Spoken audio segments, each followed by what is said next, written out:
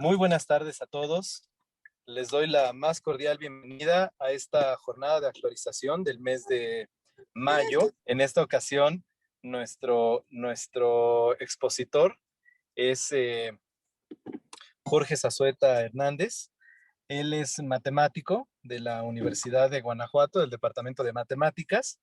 Y bueno, pues estoy particularmente contento del trabajo que va a presentar porque es un trabajo que hicimos en coautoría él como primer autor y su servidor. Entonces, bueno, pues sin más, Jorge, la palestra es suya. Bienvenido. Bienvenidos sean todos. Muchísimas gracias y sí, bienvenidos todos. Pues sí, yo, como ya lo mencionamos, soy estudiante de la Universidad de Guanajuato, del Departamento de Matemáticas. Hay un convenio con CIMAT, entonces pues bien a lo mejor conocen mejor CIMAT. Soy de octavo semestre y más o menos estudio cosas alrededor de teoría de juegos, aunque pues ahorita vamos a hablar de juegos, pero en otro sentido. Este, y sí, les voy a platicar un poco del trabajo que trabajamos el doctor López Barrientos y yo durante el verano pasado y pues ya se extendió hasta casi ahorita. Es un trabajo no muy complicado, es sencillo de seguir, pero igual si en algún momento hay ambigüedades o dudas o lo que sea, pues ya me interrumpe con toda confianza, ¿no? O si no, pues hasta el final. No hay problema. Pues bien, comencemos. Y al final voy a hacer un poco de promoción del proyecto del verano de investigación.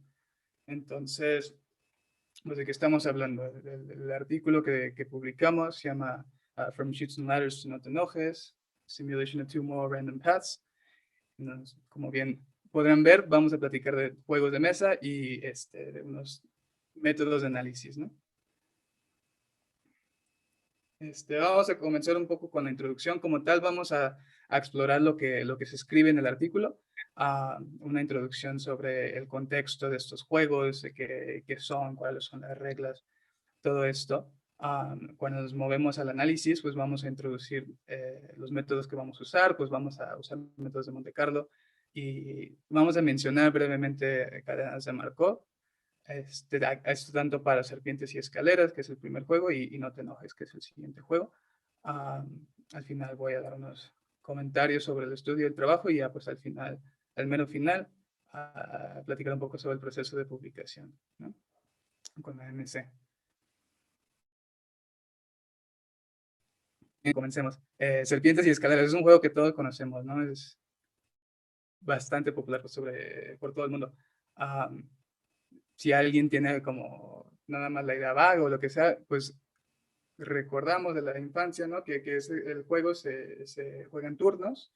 Lanzamos un dado para saber qué tanto vamos a movernos. Todos comenzamos con nuestras fichas aquí en la parte, pues fuera del tablero, ¿no? Antes del espacio 1.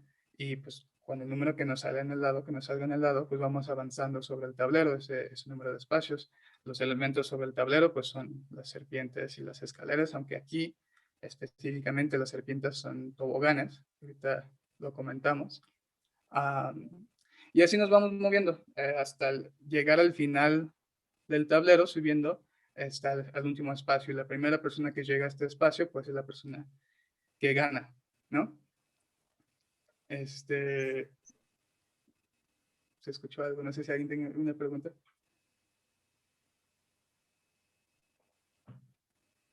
¿Todo bien?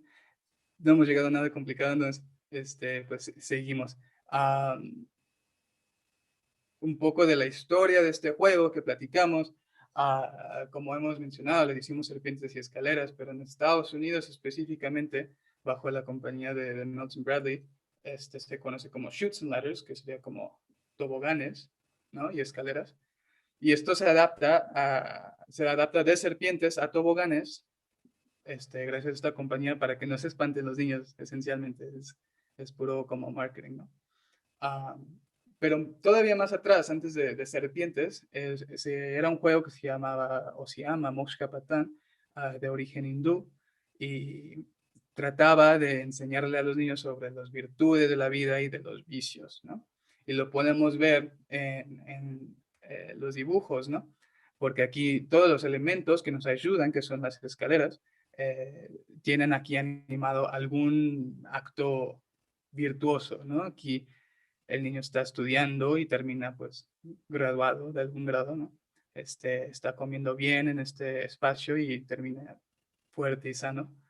Y así en a cualquier escalera vemos como la representación de algo virtuoso. Y al revés, ¿no? En los toboganes o las escaleras nos platican de vicios. Aquí le está cortando el cabello a su hermano, entonces pues se regresa acá donde pues quedan ambos calvos, ¿no? Entonces como la consecuencia. Y en todos estos, pues las animaciones, los dibujos, las ilustraciones, nos representan o bien virtudes o vicios.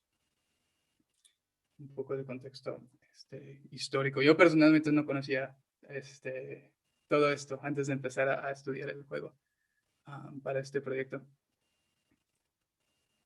Y bueno, si nos vamos de la historia y nos metemos a lo teórico, esto quizá, no sé bien, no conozco a las personas que estén aquí, pero el ejercicio se basa, o la investigación, esta parte principal, se basa en un ejercicio de un curso del doctor López Barrientos, tengo entendido, entonces pues a lo mejor suena muy similar y además es un problema que se trabaja más o menos comúnmente, entonces pues si suena similar es por eso o familiar, pero bien podemos estar como preguntando, además de la historia que tiene detrás este juego. Pues si lo analizamos tantito nos damos cuenta que no hay estrategia, no hay estrategia, el juego, cómo se juega, pues lanzas un dado y mueves la cantidad de pasos que se te señala en el dado, pero nunca topas con una persona o con otro jugador, no sé, como las fichas, nada más tienes una ficha, entonces no haces elecciones, no hay estrategia, ¿no? Entonces esto es un buen punto de partida para saber qué es lo que vamos a analizar, cómo lo vamos a analizar, ¿no? No hay interacción entre los jugadores, entonces nos podemos enfocar en un solo jugador, ¿no? El camino que lleva un jugador del principio hasta el final es completamente independiente de los demás jugadores, a pesar de que es un juego de que tratamos de llegar primero, ¿no? Pero esa llegada es completamente aleatoria, ¿no? Porque estamos lanzando un dado, es el ejemplo clásico de una muestra aleatoria, ¿no? Esto no significa para nada que sea aburrido el juego. Es simple, es sencillo, pero no es aburrido. Todavía podemos preguntar cosas interesantes, ¿no?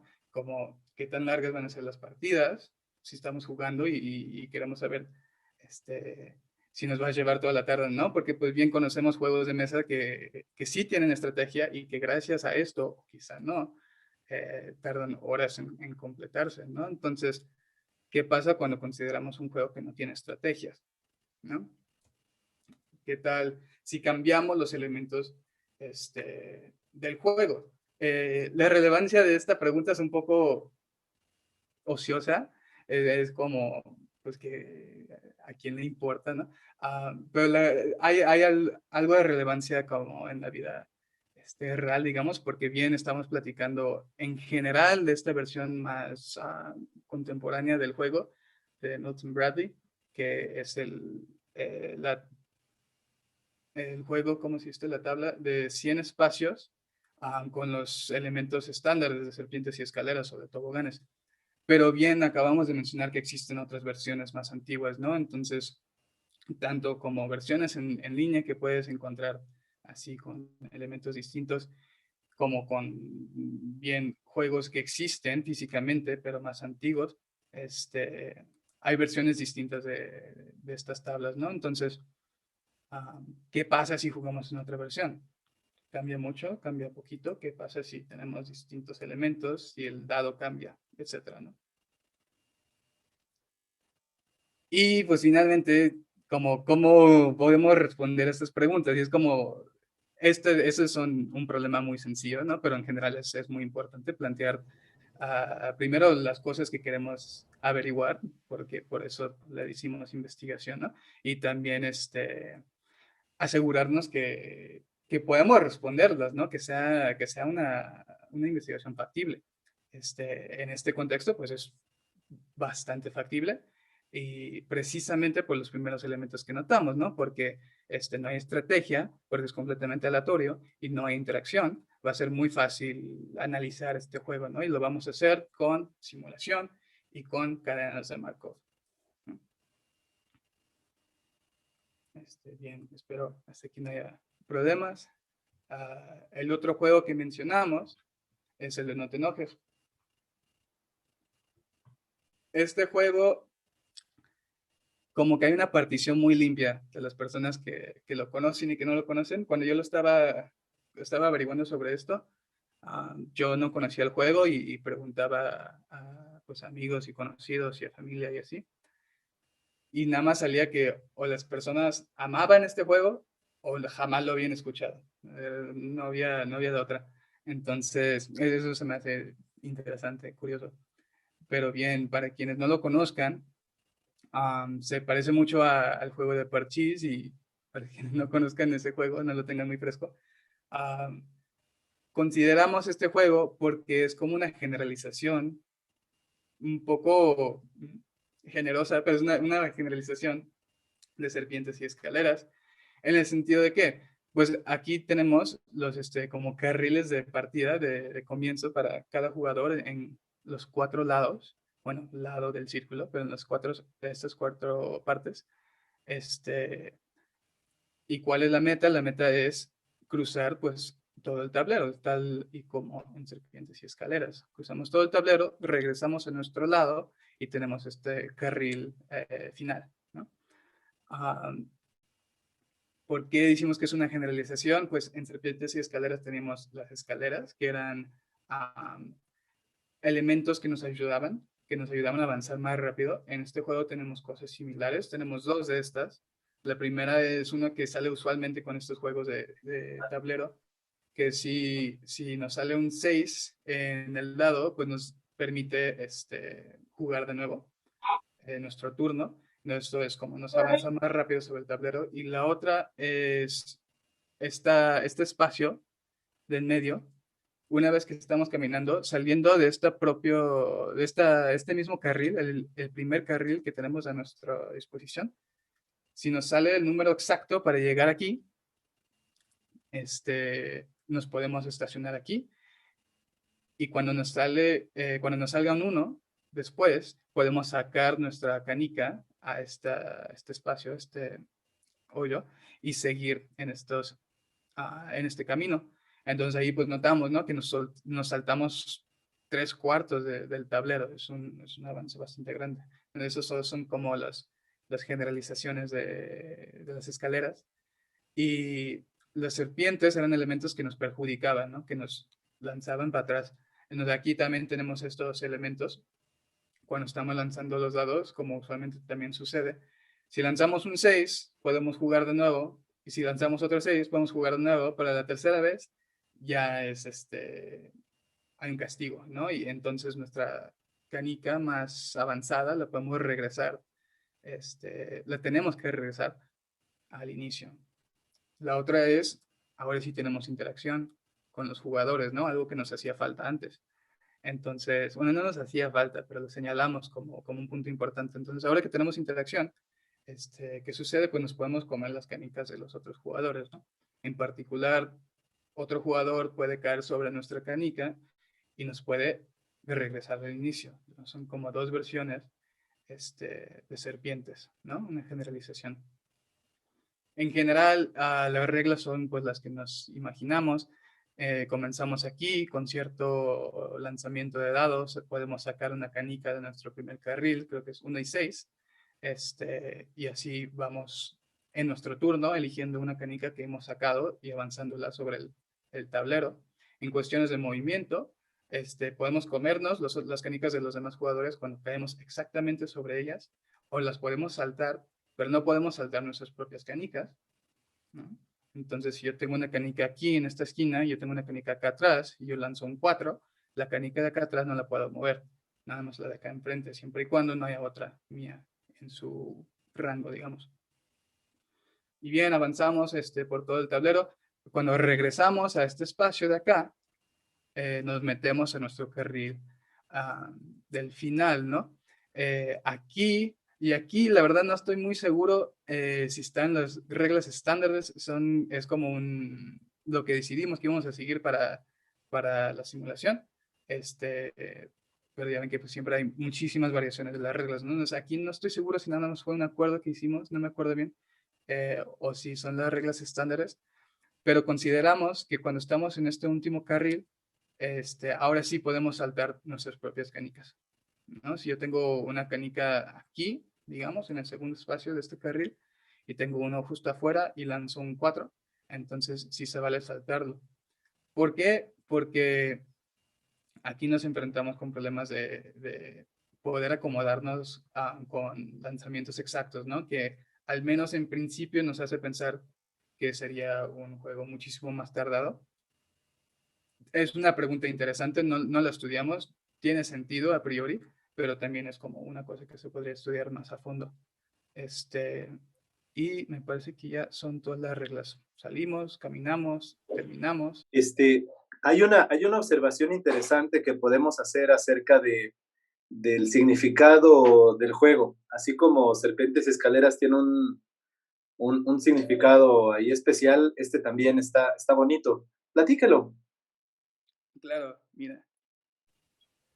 Aquí está. Tanto como Serpientes y Escaleras, eso también tiene una historia y tiene orígenes. El origen exacto es un poco ambiguo, pero se entiende o se acepta que es de origen mexicano. Es un juego mexicano. Tiene fama tengo entendido, que en algunos países así cercanos y latinos también, pero es de origen mexicano. Y específicamente tiene orígenes en las cárceles de México, que es un juego que se juega entre pues, los prisioneros en la cárcel. Y la significancia es el significado es regresar a la familia, como dijimos, ¿no? Es bonito. Entonces, moralmente, las canicas son como los prisioneros cuando salen de su carril de comienzo, ¿no? Es como que se escapan de la cárcel y empiezan a caminar pues hasta hacia su casa, ¿no? Entonces la meta es cruzar todo el tablero, que es pues todo como esta aventura, ¿no? Hacia donde viven y regresar a este carril final, que es como la casa con su familia, ¿no? Entonces, sí, es un significado bonito. Nos podemos meter en los detalles así como, pues, ¿qué significa que nos estamos comiendo canicas y lanzándonos de regreso? Ah, pero reitero que es como algo ambiguo.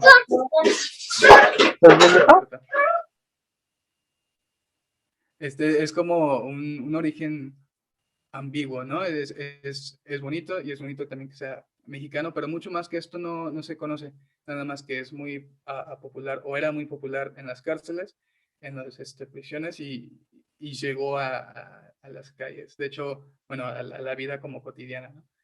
El artículo que citamos dice algo así como el juego de las cárceles que conquistó las calles. Entonces, esto, pues sí, son datos bonitos. No sé si quisiera agregar algo, doctor. No, hombre, no, eso era precisamente, sí, sí, sí, sí. Gracias. No, usted. Bien. No, este juego lo hemos mencionado precisamente por esto, porque lo podemos pensar como una generalización. ¿En qué sentidos? Tenemos ahora como elementos que nos ayudan, como las escaleras, de manera ligeramente distinta. Tenemos elementos que nos perjudican, y aquí lo importante es que los elementos que nos perjudican, específicamente los otros jugadores que caen sobre nosotros, se mueven, ¿no? Entonces sería como tener serpientes que se están moviendo sobre el tablero. También, ¿qué es lo que introducimos? Más jugadores, más fichas específicamente, o canicas. ¿Esto qué significa? Pues en general es algo que estudiamos cuando hay decisiones, ¿no? Tenemos que hacer una decisión, tenemos que tomar una decisión, y esto implica que necesitamos tener una estrategia, ¿no? Necesariamente, al menos que estemos eligiendo completamente aleatorio, que también lo vamos a considerar, estamos introduciendo el concepto de una estrategia, ¿no? Son esas tres cosas más la interacción con otros jugadores, ¿no? Que todas son cosas que como que nos hacía falta en Serpientes y Escaleras. La introducción de estrategia pues nos da la pregunta inmediata, ¿no? De cuál estrategia es la mejor.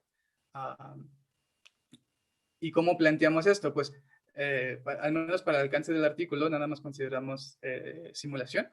También contemplamos meter un poco de, pues ahora sí, de teoría de juegos para decidir sobre estrategias óptimas, pero decidieron que no cabía, ¿no? Entonces nos quedamos con la parte de simulación, pero si estamos hablando de simulación y no estamos usando inteligencia artificial y redes neuronales, nada de esto, entonces pues hay que tomar decisiones muy concretas sobre la estrategia, ¿no? Jorge, Sí. hay una pregunta de iPam Phone. Dice que si ella juega de manera colaborativa el juego, ¿está haciendo trampa? Colaborativa. ¿A qué nos referimos con colaborativa? Supongo que se refiere a no solo no comerse a los rivales, sino a ayudarlos a avanzar. Interesante. ¿Y cómo ayudaríamos a avanzar a los demás? No sé si nos pueden responder. ¿Cómo ayudamos? Si es cuestiones de no comerse a los rivales,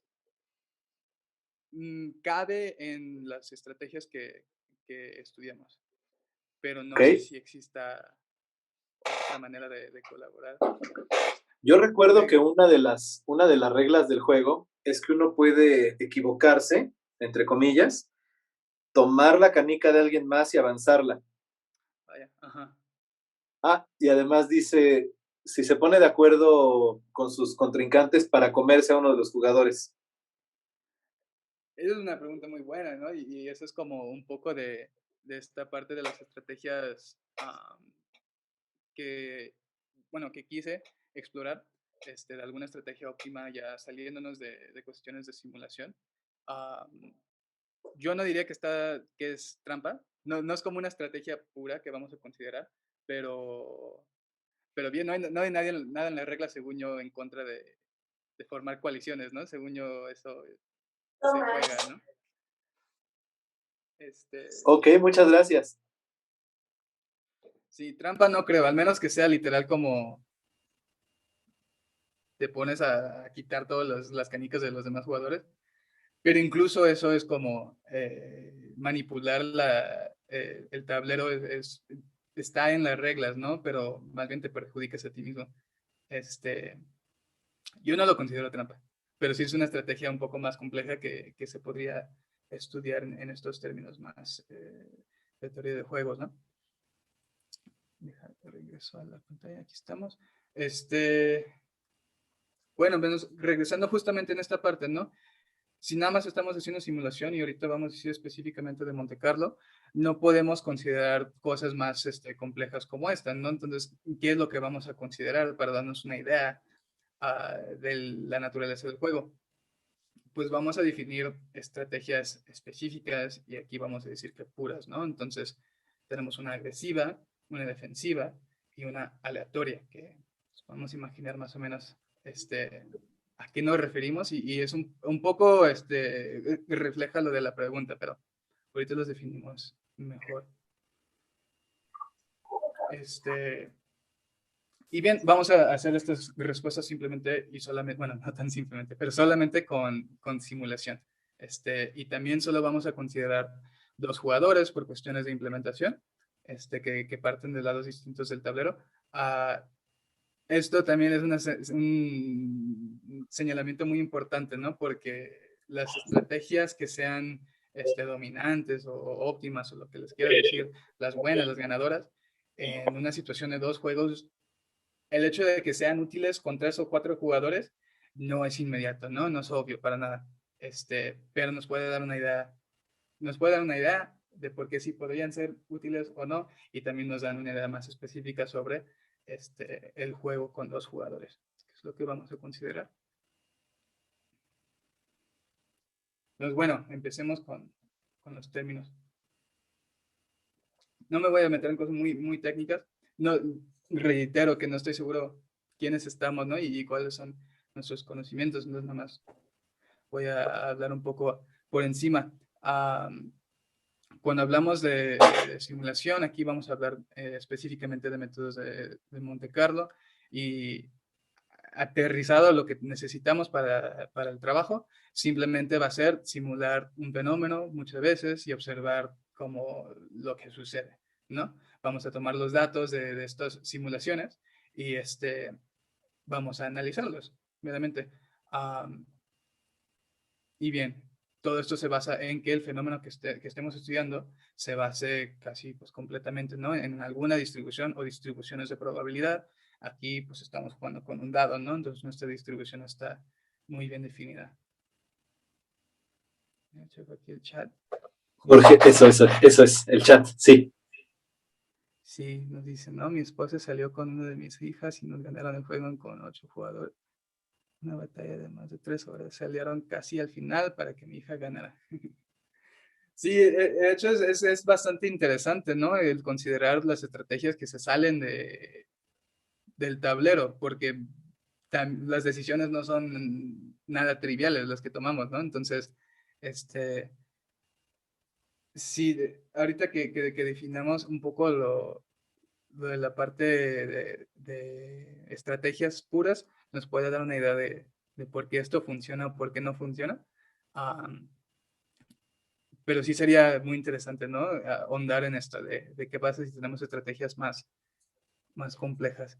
De hecho, si a alguien le interesa, también tengo el artículo que mencionamos, ¿no? De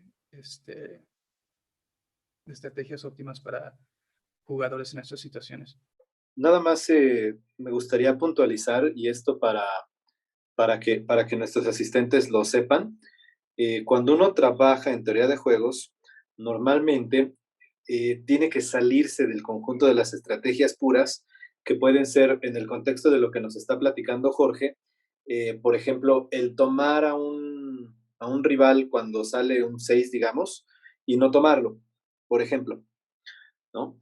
Pero una de las gracias del trabajo que desarrolló Jorge es precisamente que él estudia el desarrollo del juego, pero en el conjunto de las estrategias puras, es decir, sin necesidad de aleatorizar las posibilidades, ¿sí? Eso desde un punto de vista económico y actuarial, para también satisfacer la pregunta de Jorge sobre, bueno, pero ¿quiénes nos están oyendo? Son actuarios, hombre. Este, entonces, lo que se critica de la teoría de juegos normalmente es que si, por ejemplo, tenemos que decidir entre si devaluamos la moneda o no, ¿no? Lo que nos dice la teoría de juegos es, lancemos una moneda para decidir eso, ¿sí? Entonces, en este caso, Jorge trabaja en el conjunto de las estrategias puras, que sería equivalente, desde una perspectiva económica, a decidir, ¿hacemos esto o hacemos esto otro? Sí, con ver quiénes están aquí, más bien me refiero a quiénes son, pues ya, con título y quiénes estamos todavía estudiando, ¿no? Pero bien, es bueno aterrizarlo. Ah, pues aquí seguimos. Esto pues con nuestra estrategia de analizar con métodos Monte Carlo. También recordamos de lo que dijimos, ¿no? En Serpientes y Escaleras tenemos usualmente tenemos varios jugadores, pero no hay ninguna interacción. Entonces, si queremos analizar cuánto se va a tardar un juego, basta con analizar un solo jugador, ¿no? Porque es completamente aleatorio y no depende de los otros jugadores. Bien, ¿y qué vamos a hacer? Pues justamente con esta idea de simulación, pues podemos decir, ¿no? Que observar algún fenómeno muchísimas veces nos va a dar una idea del comportamiento del juego, ¿no? Es el espíritu de lo que estamos haciendo para entender, ¿no? La naturaleza de esto. Y el detalle más importante, yo diría, es que hemos dicho muchas veces que es un proceso muy simple, es un juego muy simple, nada más nos preocupamos con probabilidades y ya, ¿no? Con las probabilidades y con un solo jugador.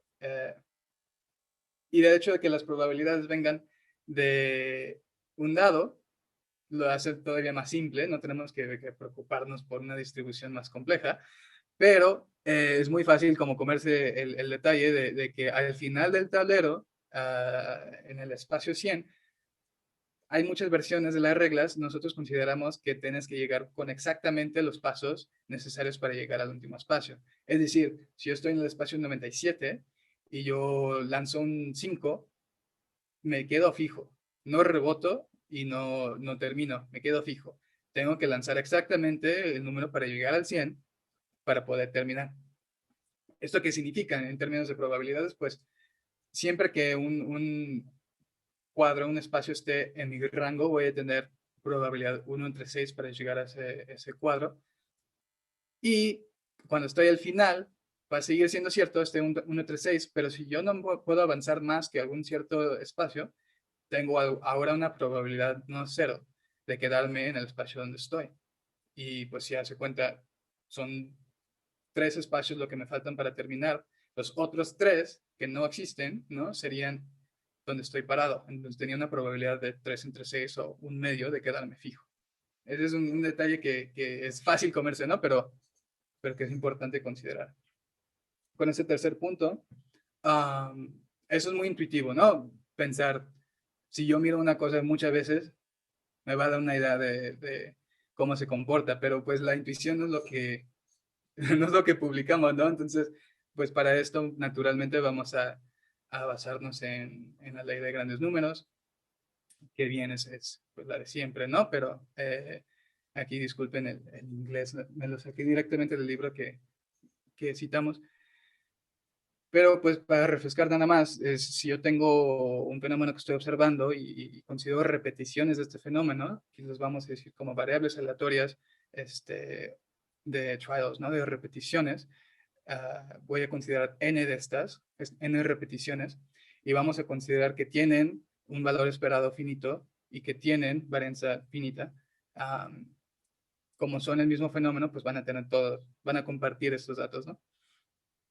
Y pues podemos hacer operaciones sencillas entre las variables aleatorias y todavía considerar las variables aleatorias, entonces pues podemos definir su suma sin mucho drama, e igual el producto con escalares juega, entonces el promedio también lo podemos definir sin mucha drama. ¿Y qué nos dice el teorema? El teorema nos dice que si yo tengo n repeticiones de algún fenómeno y tomo el promedio de sus resultados, y yo lo comparo con un promedio teórico, el valor esperado que comparten, si yo sigo repitiendo esto y tiendo a infinito mis repeticiones, la probabilidad de que mi promedio empírico y mi promedio teórico estén a distancia mayor a cualquier número positivo, en particular uno muy chiquito, va a tender a cero. Es decir, vamos a observar esencialmente el promedio teórico si hacemos suficientes repeticiones, ¿no? Bien, ley de grandes números, como siempre. También otra objeción a esto, a este método de analizarlo es infinito nos cualquier tamaño, ¿no? Entonces, en particular, nosotros hacemos una muestra de 1.000.000 de repeticiones, que es un número pues grande, pero le falta mucho, ¿no? Entonces, ¿qué sucede si no se comporta de esta manera en los siguientes billones de repeticiones? Pues para eso también hacemos un poco de análisis con esta parte teórica, y que ahorita lo comentamos. Bueno, pues esta parte de simulación, implementar serpientes y escaleras es muy sencillo. Esencialmente tenemos un vector o incluso un valor, pero lo podemos pensar como un vector que es el tablero, los espacios 0 al 100, y como yo lo implementé, yo rellené todo con ceros y rellené las partes, los espacios donde comienzan las serpientes o las escaleras con el espacio donde terminan. Entonces, simplemente lo que hago es que voy sumando un número aleatorio entre 1 y 6 para ir avanzando, ¿no? Y si donde yo caigo tiene un 0, ahí me quedo. Y si no tiene un 0, entonces me muevo a la posición que dice el espacio, ¿no? Es muy sencillo, se implementan como 10 líneas o menos, al menos así como está planteado. ¿Por qué se extiende más el código? Mucho más, ¿no? Vemos que son como 200 líneas. Porque metimos muchos detalles primero de limpiar el input, es decir, es un código muy, muy accesible. No te permite meter letras en vez de números, no te permite meter fracciones, símbolos, nada más te permite meter exactamente lo que está pidiendo.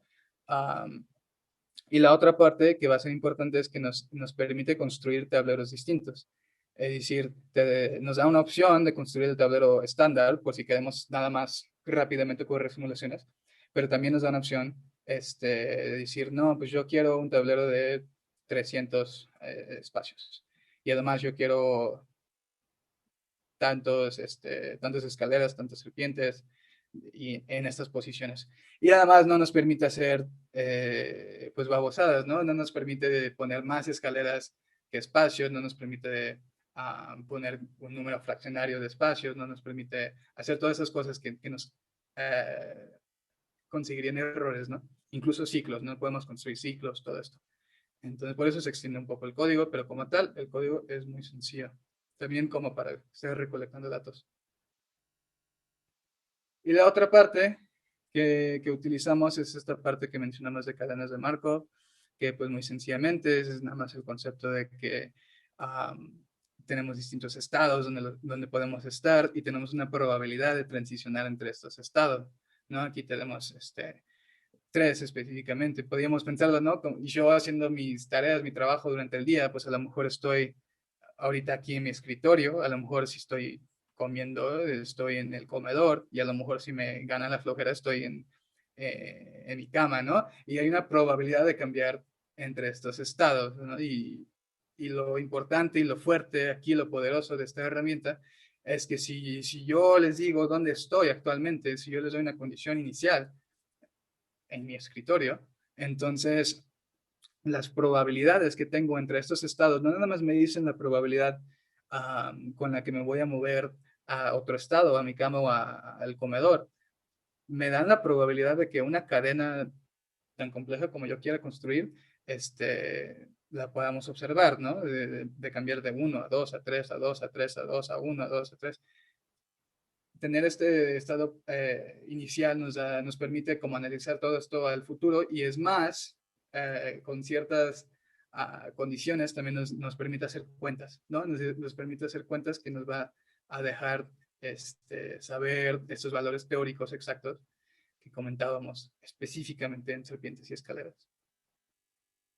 También aquí tenemos un código. Estos códigos ambos están publicados juntos con el trabajo. Igual, sin problema, si a alguien le interesa, pues me avisan. Este código que hace, pues justamente esta parte teórica de poder hacer cuentas, mencionamos el concepto de una matriz de transición y así, y cómo podemos calcular la probabilidad o más bien las visitas esperadas a ciertos estados a lo largo pues, de un proceso, ¿no? Aquí específicamente nos interesa cuántas veces esperamos visitar todos los espacios del tablero de serpientes y escaleras y particularmente el último, ¿no? O sea, cuál es el promedio esperado de llegar al final. También nos permite hacer cuentas como si queremos cambiar, cambiar el tamaño del dado, cambiando el tablero, pues podemos hacer todas esas cuentas teóricas de la misma manera que estábamos haciendo la simulación. Aquí, ¿qué cambia? Pues es simplemente manejo de matrices, ¿no? Es unas cuantas operaciones. Lo pesado de estas operaciones son que tenemos que invertir una matriz, ¿no? Ese es el proceso técnico de esta teoría. Tenemos que invertir una matriz y eso no es un proceso barato computacionalmente, ¿no? En un tablero de 100 espacios a lo mejor no influye mucho, pero rápidamente empieza a cobrar, ¿no? Entonces, hablando en términos relativos, si yo puedo achicar mi matriz, ¿no? Con toda la información que sigue siendo relevante, eso es mucho mejor para mi algoritmo y para mi pobre computadora que tuve que correr todas las simulaciones, Y en general es una buena práctica, ¿no? Entonces aquí, ¿qué es lo interesante? Que si regresamos a serpientes y escaleras, primero nos podemos dar cuenta que es exactamente una cadena de Markov, ¿no? Porque tenemos los estados, que son nuestros espacios sobre el tablero, tenemos la probabilidad de transicionar a los siguientes espacios, que van a ser, pues, 1 entre 6 para los que estoy, los espacios que están en mi rango, y 0 para todos los demás.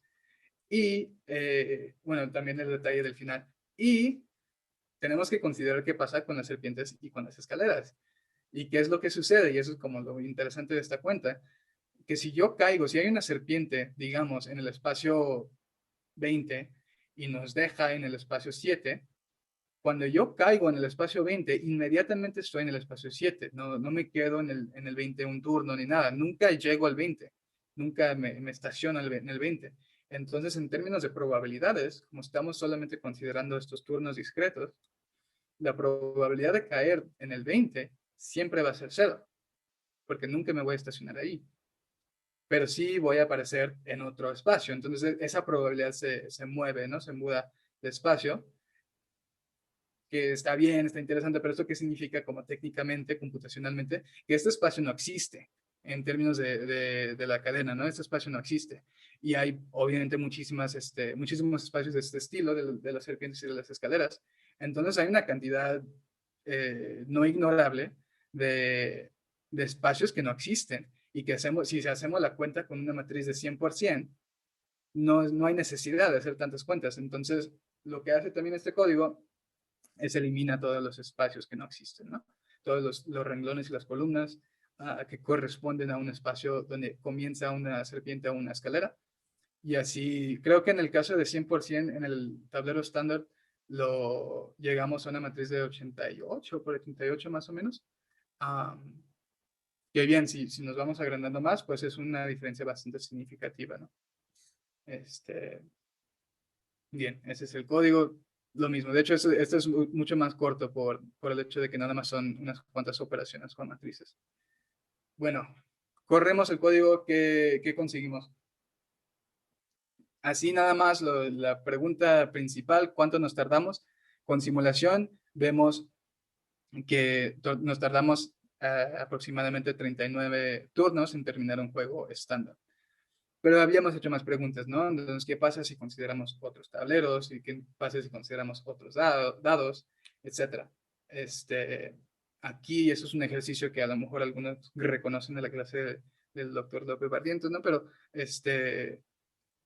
aquí planteamos dos tableros distintos, uno de tamaño 81 y uno de tamaño 121, con sus respectivas serpientes y escaleras. Y nos preguntamos, ¿cómo va a influir esto? Un tablero más pequeño necesariamente nos va a dar un juego más rápido. ¿Qué pasa si cambiamos el dado? Vamos a considerar un dado de tamaño 6 y uno de tamaño 10, me parece. Ahorita lo verificamos. ¿Cuáles son las implicaciones? ¿Qué sucede? ¿Hay implicaciones directas? ¿Qué pesa más? Pues corremos las simulaciones, ¿no? Me parece que corrimos un millón de simulaciones cada vez que hicimos esto. Bueno, aquí le decimos ruleta, creo que es la traducción correcta. Consideramos una ruleta en vez de dado. Ahorita explicamos por qué, pero aquí no influye mucho.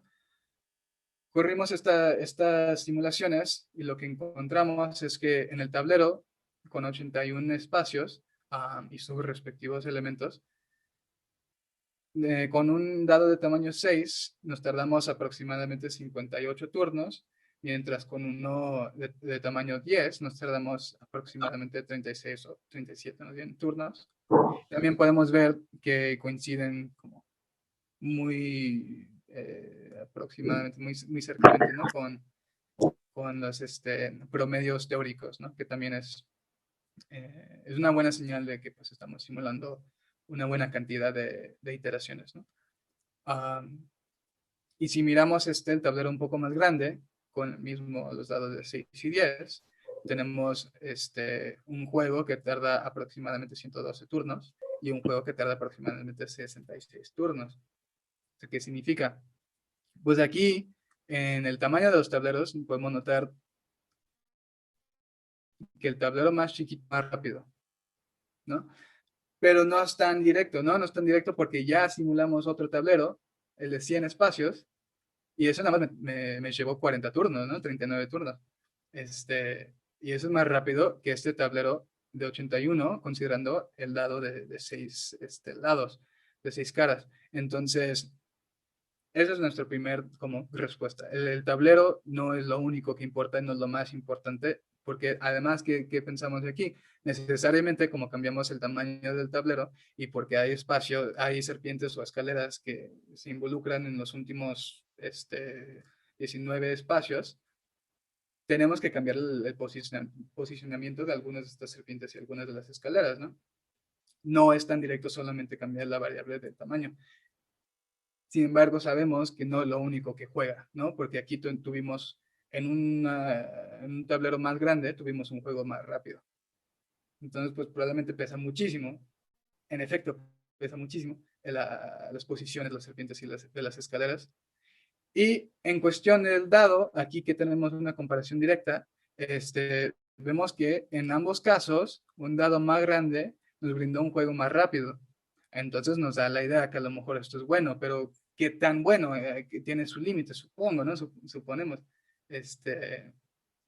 Y en efecto, hacemos este análisis. Hacemos un análisis y ahora sí, importa que estamos considerando una ruleta y no un dado, más que nada porque la construcción de estos dados pues es un poco más fantástica, difícil. Un dado con un lado, un dado con dos lados, bueno, eso es una moneda, ¿no? Un dado con 21 lados. Bien, existen, pero no son tan comunes, ¿no? Entonces consideremos una ruleta. ¿Y qué es lo que miramos? Estas simulaciones son sobre un tablero estándar de 100 espacios con sus serpientes y escaleras respectivas. Y hay algunos puntos interesantes. Primero, bueno, descartamos el caso de un lado. ¿Por qué? Porque cuando tenemos un dado, una ruleta de un lado, vamos a estar necesariamente siempre tomando pasos de tamaño 1, ¿no? ¿Y cuál es el problema? El problema es que necesariamente tiene que existir un camino desde el espacio 0 hasta el espacio 100 que no pasa por una serpiente y una escalera que hagan un ciclo, ¿no? Porque yo no me voy a poder saltar ninguna serpiente y ninguna escalera. Entonces, si existe un ciclo de este estilo, aunque no está completamente conectado, nunca me voy a escapar. Y esto sí sucede en el juego, ¿no? Creo que varias veces, pero al menos una vez sucede en el juego, entonces no podemos considerar esa construcción, porque nunca terminaría.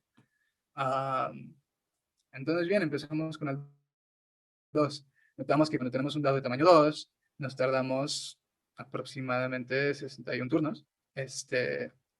Y luego es interesante, nos tardamos más con un dado más grande, de tamaño 3. ¿Y por qué?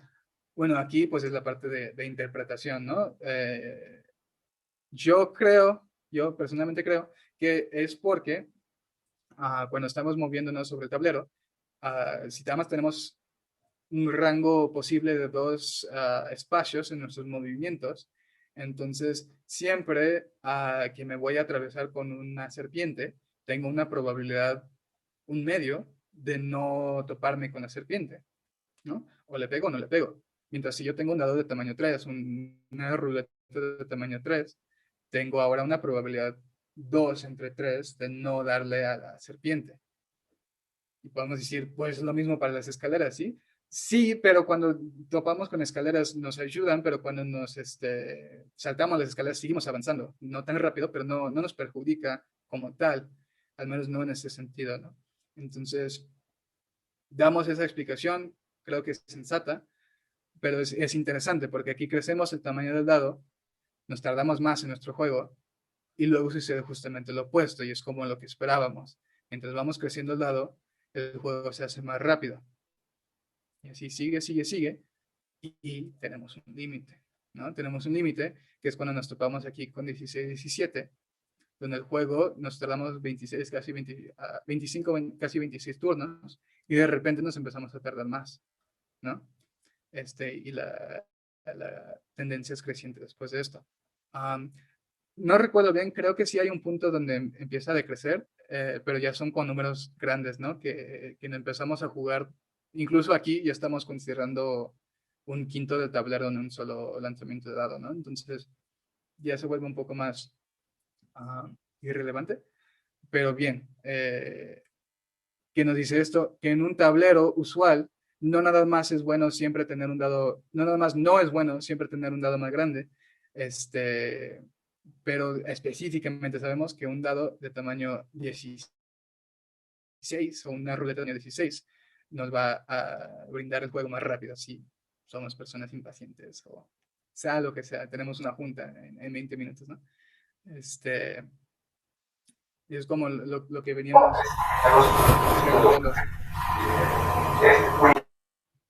lo que veníamos preguntando. Bien, mencionamos otras cosas, ¿no? Mencionamos los jugadores no se topan, qué pasa si se toparan. A lo mejor es más interesante estudiar cómo, cuántas veces visitamos los otros espacios, cosa que estos códigos también reportan. Todas estas preguntas siguen siendo interesantes, no los tocamos en el trabajo, pero reitero, los códigos están disponibles y estos códigos específicamente son muy accesibles. Todo está comentado, pero además el procedimiento no es difícil, ¿no? No es complicado. Entonces, está esa parte también. Si hay más preguntas que les interesa hacer, pues también están las herramientas. Jorge, perdón, una cuestión. Creo que es importante que la gente sepa en dónde están disponibles los códigos. Y más aún, resulta que el artículo, bueno, pues lo podemos compartir aquí, pero vamos, o sea, en general no podría compartirse. Eso sí va a ser una prebenda que van a obtener los que están aquí en esta conferencia, porque si no, pues cuesta. Es esas cosas que cuestan, hombre. Sí, cuando digo que está disponible me refiero a que ahí puse mi correo. Pero muy bien, cabe reiterar, ¿no? Que ahorita al final pongo mi correo de nuevo y cualquier cosa. También está en un sitio público. Ahorita también pongo el enlace. Pues yéndonos a esta parte de no te enojes, ya habíamos dicho, ¿no? Varias veces que es una generalización y específicamente nos preguntamos sobre qué tiene que ver esto de considerar estrategias. Vamos a considerar unas cuantas estrategias nada más, ¿no? Pero ¿qué nos dicen sobre la naturaleza de este juego? También por el hecho de ser como generalización o considerarlo como generalización, las herramientas que ya usamos nos deberían de ser útiles, ¿no? A lo mejor no inmediatas, pero útiles. Y precisamente vamos a hacer simulación, justo como con serpientes y escaleras. Y aquí vamos a definir bien nuestras estrategias puras, que van a ser pues, mi estrategia agresiva, mi defensiva y mi aleatoria, ¿no? Entonces, ¿esto qué significa? La agresiva, esencialmente lo que hace como su prioridad, es que mira las canicas que ya están en juego, es decir, las que no están en el carril del inicio. Mira estas canicas, lanzas el dado te da el número que da, y ves si alguna de estas canicas están en rango de comerse a otra canica, de otro jugador. Si es así, elige esa canica, ¿no? Entonces tu estrategia siempre es comerse al otro jugador. De hecho, en lo que comentaban en el chat, de colaborar con otros jugadores, no lo había pensado, pero como nada más estamos considerando exactamente dos jugadores, técnicamente cabe en este contexto, ¿no? Porque tu coalición va a ser o bien perjudicar al otro jugador, que va a ser tu estrategia en conjunto, o perjudicarte a ti misma, ¿no? Entonces, técnicamente sí cabe. No es la pregunta que se había hecho, pero técnicamente sí cabe en esto. El otro lado de esto es la estrategia defensiva. Entonces, por un lado, puedo estar tratando de comerme las canicas de los otros jugadores, pero por otro lado, puedo estar tratando de evitar que me coman, ¿no? Y lo que hace esta estrategia es que, de nuevo, con las canicas que ya están en el tablero, ya están afuera del carril inicial, checa con el dado que se lanzó con ese número, checa si alguno de estas canicas está 6 o menos espacios enfrente de una canica de otro jugador, en el rango de que se pueda comer, y checa si con el número que se lanzó tiene la capacidad de salirse de este rango. Es decir, si yo tengo una canica que está exactamente un espacio enfrente de otra, de otro jugador, y yo saco un 2, no voy a escoger esa canica, porque no me alejo lo suficiente para poder escaparme de esta otra canica, ¿no? Entonces la probabilidad suma 6, pues da igual, ¿no? Si estoy a 1 o a 3. Bien. Y luego tenemos esta estrategia aleatoria, que pues vaya, es aleatoria. Lo que hace es que checa las canicas que están disponibles, que están afuera del carril del inicio, y ven cuáles son canicas válidas. Es decir, lanzo un dado, checo el número, y si mi canica se puede mover esa cantidad, es una canica válida. No poder moverse sería como si se va a topar con una de mis propias canicas, ¿no? Y elige una de estas aleatoriamente. Esas son como las estrategias. El procedimiento que hacen cada turno es, primero, me parece que la primera prioridad es sacar canicas del primer carril. Entonces, si yo tengo una canica en mi carril del inicio y yo lanzo un 1 o un 6, saco mi canica siempre y cuando pueda sacarlo, ¿no? Que no esté ocupado mi espacio, mi primer espacio. Eso es lo primero que hace todas las estrategias. Si no puedo hacer eso, es decir, no saco un 1 o un 6 o no tengo canicas en mi carril inicial, la siguiente cosa que yo checo es si puedo sacar canicas del espacio comodín, ¿no? Eso es nada más si saco un 1. No, si yo saco un 1, checo si yo tengo una canica en el espacio comodín. Si sí, lo saco. Y si no, me voy a la siguiente prioridad, que son esas estrategias. Juego agresivamente o defensivamente o aleatoriamente. Y en los casos de agresivo y defensivo, no siempre voy a poder comerme una canica, no siempre voy a poder escaparme de otra canica. Entonces, si en cualquiera de estas dos estrategias no puedo jugar de esta manera, mi default es aleatorio. Voy a tomar una canica. Obviamente aquí hay muchas objeciones que podemos hacer. Podemos decir como, oye, pero no nada más elijo aleatoriamente cuando no puedo comerme una canica. A lo mejor mi estrategia es avanzar una canica más rápido o avanzar varias canicas a la vez, asegurarme X, Y cosa, ¿no? Cosa que no es inmediatamente aleatorio. Es válido. En términos de eso, no es tan difícil modificar el código porque las estrategias en el código son funciones aparte. Entonces nada más es cosa de programar otra función e implementarla en el código. En general no es tan amigable este código, pero en ese sentido no está tan agresivo. Pero bien, como habíamos comentado, nada más estamos considerando esas 3 estrategias puras que nos dan una idea de cómo se verían también unas estrategias mixtas, ¿no? Es unas estrategias no tan particionadas, ¿no? Y bueno, ¿qué nos dicen, no? ¿Qué nos dice la simulación? Como mencioné, es un código mucho menos amigable que los otros dos. Creo que se lleva como 1000 líneas o más. Es un código mucho más complicado porque en el otro simplemente era manejo de un arreglo, ¿no? De un vector, y aquí estamos manejando apuntadores, estamos manejando estructuras, estamos manejando muchas cosas por el estilo, ¿no? Entonces, es bastante más complejo el código y por lo mismo nos enfocamos en los jugadores para no tener que implementar 4, 3, 8, 6. Y bien, lo hicimos en C++ porque pues es una simulación tardada.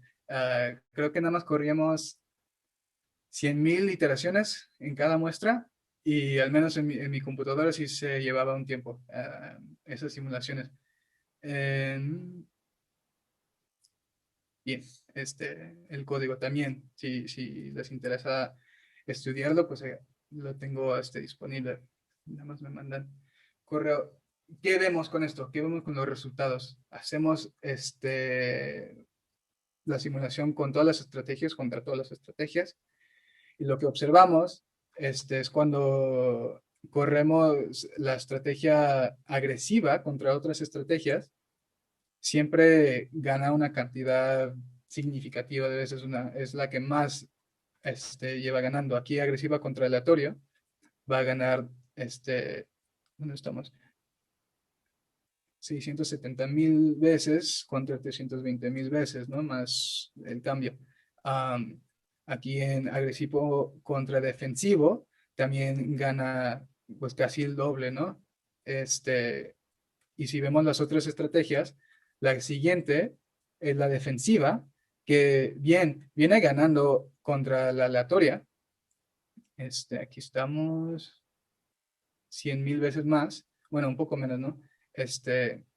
Pero no con un margen igual de impresionante como la agresiva, lo que nos dice, pues, como tres cosas, ¿no? Primero, la mayor cantidad de veces va a ser mejor jugar con una estrategia agresiva, pero tampoco significa que la defensiva es inútil, ¿no? Nos ayuda de algo, no es mejor simplemente escoger aleatorio. Entonces, nos da una idea, ¿no? Al menos hablando de estrategias puras, la mejor va a ser agresiva, la segunda va a ser defensiva y la tercera va a ser aleatoria. Y si nos queremos basar en esto para hablar un poco de estrategias mixtas o estrategias un poco más complejas, nos da una idea y de conjetura meramente que una estrategia ganadora más compleja podría ser que cuando yo tengo la oportunidad de comerme a otra canica, lo hago, y si no, pues analizo también. Si no me puedo comer otra canica, pero sí me puedo escapar de una canica, entonces hago eso. Y no necesariamente tengo que hacer el default aleatorio, ¿no? Nos da una idea de cómo se podría ver esto. En el ejemplo que nos señalaron de ponernos de acuerdo con otros jugadores, es un poco de esto, porque ¿qué significa ponernos de acuerdo con jugadores cuando hay más de dos jugadores? Si estamos de acuerdo, tres jugadores, en que vamos a jugar en contra de uno de los jugadores, eso que significa que vamos a estar jugando de manera agresiva contra un cierto jugador y de manera defensiva con los otros jugadores, al menos que nos estemos como sacrificando, ¿no? Entonces, esos dos elementos son fundamentales en cualquier estrategia que vayamos a considerar, ¿no? Bueno, y unos comentarios sobre todo esto. Como mencionamos al mero inicio, no es un proceso como sumamente complejo, como teóricamente, es sencillo de seguir, pero más que nada son como muy buenos ejercicios, ¿no? Muy buenos ejercicios, tanto en programación, en simulación, específicamente en C++, ¿no? O en cualquier simulación, cualquier programa o lenguaje que quieran usar, ¿no? Es un buen ejercicio en ese sentido. Y también es un buen como repasos de conceptos de probabilidad aquí muy aterrizado a una aplicación sencilla pero interesante, específicamente con serpientes y escaleras. Los códigos, repito, son públicos, me pueden mandar correo, pero también están de hecho, en el mismo artículo hace como un link, hace referencia a este sitio público, ¿no? Entonces, es el mismo contenido para quien lo quiera ver. ¿Qué es importante de esta parte de que los códigos sean públicos? Pues bien, hay otras preguntas, ¿no? que ya señalamos y que podrían ser interesantes investigar. Pueden servir para eso, ¿no? Una cosa que es como novedosa en este trabajo es que este análisis, al menos de serpientes y escaleras, existe. Hay varias personas que lo han analizado de varias maneras, todas coincidiendo esencialmente en Monte Carlo y en cadenas de Markov. Pero lo que no es tan común es una implementación así. Nada más que funciona, pero que sea accesible y personalizable, ¿no? Entonces es presentar esta herramienta que bien puede ser útil por muchas razones, pero aquí específicamente para poder responder más preguntas, ¿no? También puede ser útil para estudiar, en el caso de las matrices, ¿no? ¿Qué significa estas operaciones de matrices? ¿Cómo se ven ya en la práctica? Y en el caso de la simulación larga, pues un poco de estudiar las estructuras de datos, estudiar un poco los apuntadores, las funciones, todo esto, ¿no? Como conceptos básicos fundamentales que si no los estamos practicando, se nos olvidan, ¿no? Me di cuenta. Y bien, también se me hace importante comentar que hubo problemas con los códigos, con las simulaciones, específicamente con No te enojes. Serpientes y escaleras, le repito que es muy sencillo para implementar, pero con No te enojes es un código bastante complicado, ¿no? Estamos simulando estrategias, que significa decisiones, y también un tablero y juegos, jugadores que están jugando estrategias opuestas, ¿no?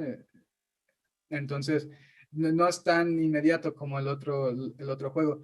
Uno de los problemas con un código así, al menos como lo implementamos, es el proceso de debugueo es cansado. Es cansado, ¿por qué? Porque, y aquí no lo compartimos en el artículo, pero me parece que un juego promedio se tarda algo así como, no me acuerdo bien, pero menos de 30 turnos.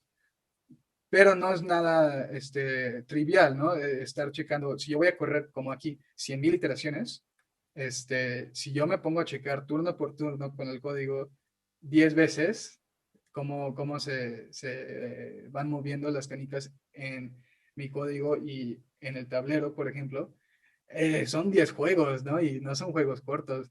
Entonces, hay partes muy sencillas de tratar, como una función que checa que siempre haya exactamente la cantidad de canicas que deberían de estar en el tablero, cosa que se vuelve un problema muy grave con apuntadores. Cosas así son bastante sencillas de debuguear en el mismo código, pero cosas como prácticas de por qué se está saltando el espacio 17, por qué se está saltando tal y tal espacio, por qué X y cosas, ¿no? Cosas así que no te das cuenta si no lo estás viendo, ¿no? Entonces, en general, no hubo como demasiado problema con esto, pero sí tuvimos un problema como grave, que fue, aún no entendemos por qué, el código le estaba dando ventaja al jugador rojo, me parece. Estamos simulando un jugador rojo y un jugador azul. Le estaba dando ventaja al jugador rojo. No sabíamos por qué, lo debugué durante meses, fue un proceso bastante largo y al final no supe. Entonces hubo dos respuestas, ¿no? Respondimos esto de dos maneras. Primero fue implementar un handicap, porque había una ventaja, era significativo, pero no cambiaba los resultados, ¿no? O sea, no de repente empezaba a ganar la estrategia defensiva contra la agresiva. Una cosa que hicimos es implementar un handicap, es decir, y así estarle probando a mano cuántas veces tengo que permitir que el jugador rojo pierda un turno para que queden parejos, cosa que tampoco es una exageración porque el juego se trata también de perder turnos en las reglas originales. Entonces, no era como exagerado en términos de la moraleja del juego, pero no es una simulación fina, ¿no? No es una solución fina. Entonces, lo que nos ayudaron los árbitros con esto fue, pues simplemente es una solución como sencilla y bonita, pero no se nos ocurrió. Cuando simulamos 100.000 iteraciones, 100.000 juegos, pues simulamos primero 50.000, así, o sea, la estrategia roja y la estrategia azul, y luego los volteamos para los últimos 50.000, ¿no? Y nada más volteamos los datos. Y así la ventaja que tenía el jugador rojo la va a tener el jugador azul durante los últimos 50.000 y le da la ventaja igual, ¿no? Entonces, eso fue como una solución muy bonita, muy sencilla, y que al final fue lo que se necesitó para poder publicarse. Pero es esta parte, ¿no? De que quería señalar que todo muy bonito, hubo errores, incluso los errores se corrigieron después del proceso de la primera entrega del artículo, y al final pues llegamos a poder publicar. Muchas gracias. Y sí, mis comentarios sobre el trabajo Y bueno, no sé si hasta este punto tengamos preguntas sobre el trabajo antes de platicar un poco sobre el proceso y el verano. Aquí tenemos en el cuarto de chat que Ana María Ramírez, ella es la presidente en funciones del Colegio Nacional de Actuarios, pues lo felicita, ¿eh? Lo felicita y bueno, dice que se tuvo que retirar. Por otro lado, fíjense, yo creo que una de las perlas de las que nos platicó Jorge en esta sesión fue precisamente cuando mencionó las dificultades que tuvimos a nivel de código de implementación y sobre todo de las sugerencias que nos dieron los árbitros. Miren, muchas veces nosotros como actuarios, pues decimos, pues es que soy actuario, no investigador, ¿no? Y resulta que precisamente por eso decimos, pues eso de publicar mejor para otra persona, pero, pero fíjense, para que le perdamos el miedo a la situación esta, ¿no? Siempre podemos contar con que los árbitros nos ayuden, porque pues de hecho lo que quieren las personas que administran las revistas, pues es que haya artículos interesantes en sus revistas, ¿no? En sus números. Y por otro lado, bueno, pues también por esa misma razón están dispuestos a apoyarnos, ¿sí? Entonces, bueno, para quien ya ha publicado antes, pues sabe que no estamos diciendo una mentira. Y para quien no ha publicado antes, pues sépanlo, ¿no? Los árbitros les ayudan a publicar. Ahora, desde un punto de vista, pues, actuarial, ¿no? Este trabajo es importante porque nos habla de un montón de las técnicas de las que pues, solemos echar mano como actuarios para llevar a cabo nuestro trabajo de todos los días, ¿no? Por ejemplo, el método de simulación de Monte Carlo, por ejemplo, la programación. Allí Jorge nos compartió códigos que hizo en C y en R, bueno, en C++ y en R, ¿no? Y bueno, pues a reserva como dijo, ¿no? Que lo ponga en el chat, pues ustedes pueden acceder a él a través de GitHub. Entiendo que para todos aquellos de ustedes que son influencers, pues utilizar GitHub es más o menos inmediato, ¿no? Porque es precisamente una de sus plataformas favoritas. Entonces, bueno, pues yo creo que nada más resta abrir el foro para que quien quiera preguntar lo pueda hacer y bueno, pues finalmente dejarles el artículo, ahí viene la referencia para que ustedes puedan acceder a los códigos. Entonces, escuchamos preguntas, si alguien quiere hacer alguna. Igual. Ah, Cristian Bucio tiene una pregunta. Adelante, Cris, ¿cómo estás? Muy bien, Dani. Muchas felicidades a ti y a Jorge. Tremendo el estudio, ¿no? La investigación. Como bien dice, sí, a veces uno tiene ahí ese miedo, ¿no? De que a veces, dependiendo de la revista, quizás es un poco más fuerte en el contexto arbitral. Pero sí, lo que bien dices es lo que pasa, ¿no? Que apoyan los árbitros, ¿no? Y más cuando son trabajos que tienen, pues, esa línea, ¿no? Que puede ayudar a las revistas. Entonces, pues bueno, felicitarlos, Jorge y Dani. Este juego ha causado en casa muchas alegrías y enojos, ¿no? Ya comenté yo ahí que en un momento se aliaron mi esposa con una de mis hijas y después de un juego de casi 4 horas, pues nos ganan al final, ¿no? Todavía las dos dicen que eso no es trampa, que es estrategia, pero bueno, ¿no? Es algo complejo y bueno, dejar ahí en el tintero pues este otro tipo de estrategias, ¿no? Que le puede servir a Jorge, ¿no? Para continuar en sus estudios y pues meterle cada vez más, ¿no? Porque uno cuando está en la maestría, en el doctorado, a veces eso que uno hace regularmente le sirve para el resto de su vida, ¿no? Entonces, pues aquí jugar ahora con estas otras estrategias, ¿no? Y pues a seguir publicando. Entonces, pues muchas felicidades. Saludos. Gracias, Cristian.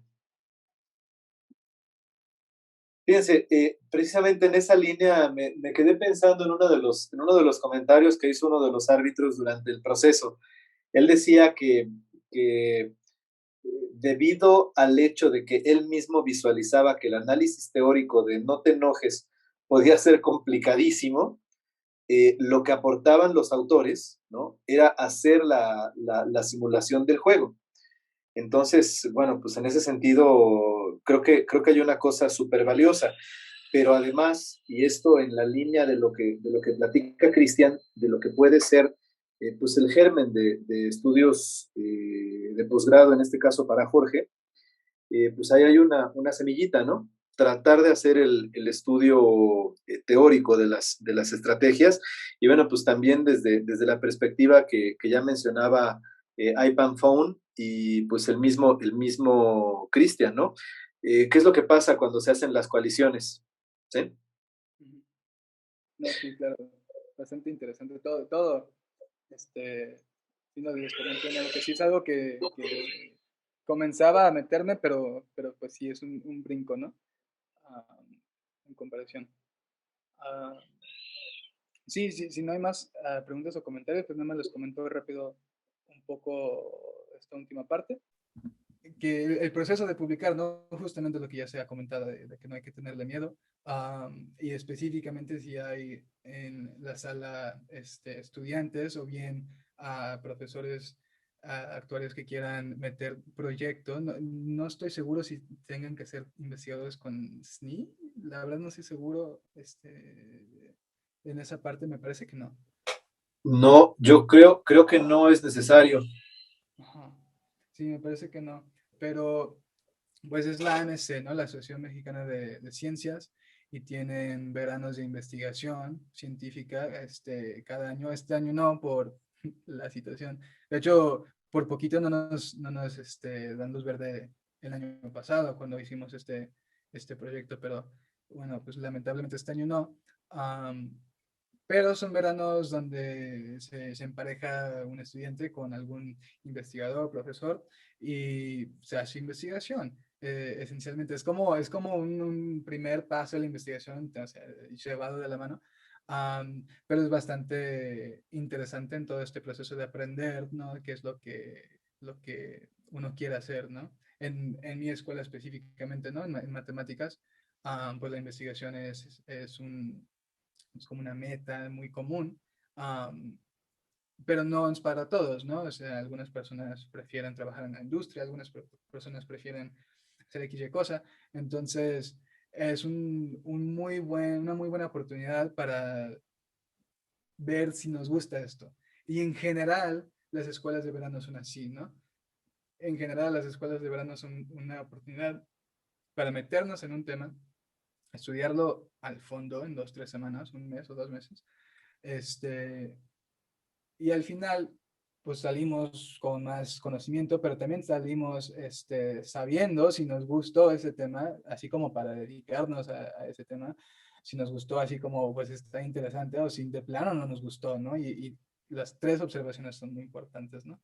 Entonces es como un poco de ese,